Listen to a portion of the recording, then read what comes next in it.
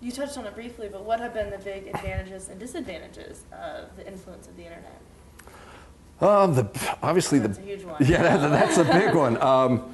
Just in day-to-day reporting, there is so much information out there on the internet that wasn't available beforehand, and I did a lot of reporting before the internet.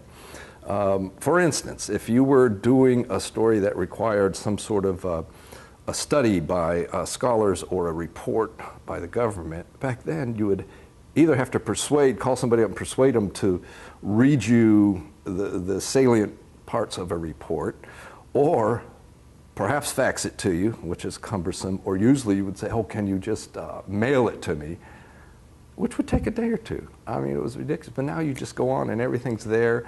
If you're covering crimes in courts, it's all online. You can get notes of testimony, you can get indictments. Stuff is so fast, and the wealth of information is tremendous. I think one downside of what the internet has done is whetted people's appetite for little bits of news. For the next thing, people tend not to want things in depth, or they think they don't want things in depth, and newspapers and the news business has responded by giving people more short, quick bursts of news. And then moving on to the next short bit of news, because I think attention spans have gotten shorter and shorter, and with the internet, people are they're conditioned to have something new every minute, and less conditioned to sit down and try to absorb a much longer article or a much longer TV segment on a particular subject. And I think that's what we're losing. We're also losing the sense that when you read a newspaper in print, you stumble across stories you didn't know, and I think it's a wonderful experience. You're pleasantly surprised, well, I had no idea this was going on, or that's a great story. You tend not to stumble across those online because everything is organized, and through the internet, people are able to create their areas of interest, and they only go to particular areas that they think they're interested in, and they don't have that serendipitous feeling of stumbling across something they didn't know. And I think we're losing that as well. Do you think people are still going to always look towards the hard copy, or do you think that's something that might go away? Well, I think it's gradually going away. I mean, Newsweek's a perfect example, and there are several newspapers in the country. New Orleans is one that have either gone completely digital or only print 2, 3, or 4 days a week, and I think that's a trend that's going to only accelerate. One, because more and more people are just conditioned to go to the web for news rather than going to print, and it makes sense. And two, print operations see a way to save money because it's very expensive to have printing presses, to have people who work in printing presses and getting them going. The actual newsprint costs a lot of money. Delivery is incredibly expensive when you got to put them on trucks and get them out, to people's homes. The internet is just much more efficient. The problem is ads in newspapers are, you can get much more money out of a newspaper ad than an internet ad, but that whole model's shifting too, and we're gradually going to shift to completely on the internet, and with hopefully enough advertising on the internet to support it. Right now there's not enough, but I think that's where we're going. What do you hope to see for the future of the industry? I mean, there's a lot of technological changes, opening a lot of doors. What are your hopes? Right, makes it easier to report, makes it faster to report. I would hope people would still look for longer, in-depth treatment of the news in whatever form it takes, whether it's in print or online. And the beauty of the web is there's no space limits like you would have in a newspaper. I'm trying to convince my newspaper to run stories much longer on the web than in the paper because of cutbacks at most papers. There's less and less news hole because there's not enough advertising to support it. So your stories tend to get shorter and shorter and get squeezed into a smaller space, and that's a reality. But I'm trying to convince our paper to take advantage of the web and run a shorter version of the story in print, but go into more depth on the web because there's no space limitations. But there's real reluctance at our paper, and I think other papers, to do that. But I think it's very easily done, and it does take advantage of what you get from the web, which is just wide open and limitless space. And working with the web and satellite phones, the communication is a lot faster. Do you still deal with censorship from the government in covering foreign wars? It's more difficult for governments to censor now. I mean, as you see in the Arab Spring, the news gets out through ordinary people, through cell phone cameras and through Twitter, through Facebook, all kind of social media. And as hard as they try, governments just can't control that. I mean, the Iranians couldn't during the 2 or 3 years ago when there was the uprising during the elections. They couldn't control what was coming out. There was the well-known incident of the girl who was shot in the head, and there were people right there with cell phone cameras taking it. Instantly went out on the web, and the government in the past could have denied something like that happened because there was no evidence of it. They can't deny that anymore.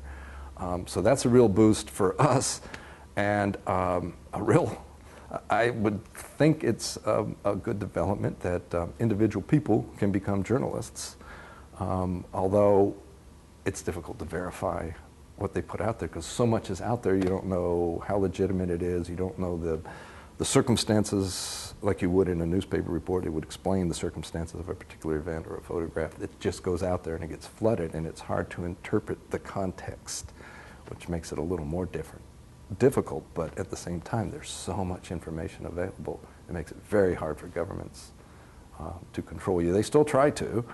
Well, when I was in South Africa, but this was before the internet age, there was a lot of government censorship, and it was really difficult to get stuff out. Now there still is censorship in a place like China, which really has the ability in some ways to control what goes out over the internet because it's a totalitarian state. I haven't reported from there, but I've talked to reporters who have, and that's a little more difficult. But there's still no way to just block off the world. Once the internet's there, it doesn't go away.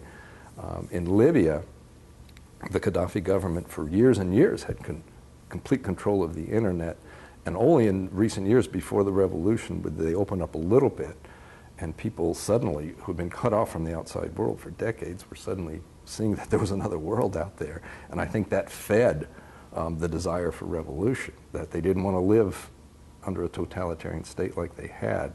And then once the revolution happened, the government couldn't, they tried, the government, the Gaddafi family owned the cell phone service, so they could cut off cell phone in the east, which they did, and it made it difficult to communicate. And they did cut off the internet, but one of the first things the rebels did in Benghazi, they had all these young university people who hacked in to the government system and found ways around. They had, in the downtown courthouse, they had this whole room of people on laptops with a generator providing electricity, just hacking into the government internet to find a way out, and they eventually did. Which helped journalists because we could file. I mean, the sat phones, you didn't need it, but you could still, they set up Wi-Fi and things like that. And that just shows you the power of the web and the power of the digital world, that people can sort of take control of a situation regardless of what the government does. As a foreign correspondent, you're out there putting your life on the line to witness these events. What's been one of the riskiest stories that you really had to go out there for? Anytime you go to places like Libya, Afghanistan, and Iraq, where there's no one in charge, there's really no control, you're risking your life every time you go. And it's odd, people say be safe or stay safe, and well, yeah, I'm trying to, but there's really no way. If you make the decision to go, you are at risk, and you try to be smart. You use your experience, get a sense of whether it's too dangerous to go into this particular area, or is it worth the story to go into this area. Have you made the decision not to go? Yeah, oh yeah, I've done that. When I was in Beirut, particularly when I was in the civil war there, it was very, very dangerous. There were car bombs and shelling and snipers. And you had to go from the Christian side to the Muslim side, and both sides were at war, and it was a constant civil war.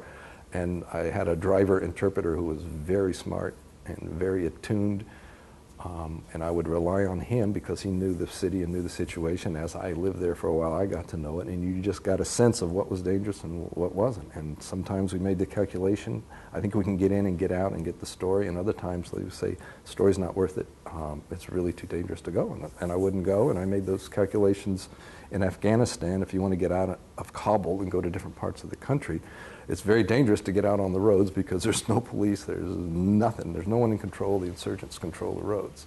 Is there pressure from your competition writing stories or your editors? No, Okay. Definitely not from the editors. The newspaper I work for and the editors say do not take any unnecessary risk. No story is worth it. We leave it up to you. They have never pressured me like, "Whoa, you didn't go there. I think you really need to." They would never do that. They trust my judgment, which really helps. Other journalists, I found the one thing, journalists are very competitive overseas. The one thing they are not competitive about is information about safety and about risk and danger. And they talk, people share information. If you get out somewhere and you come back, you'll tell people, well, here's the way I went, but don't go this way. I think people are really, really good about that kind of thing. People watch, even though they're competitors, journalists watch out for each other.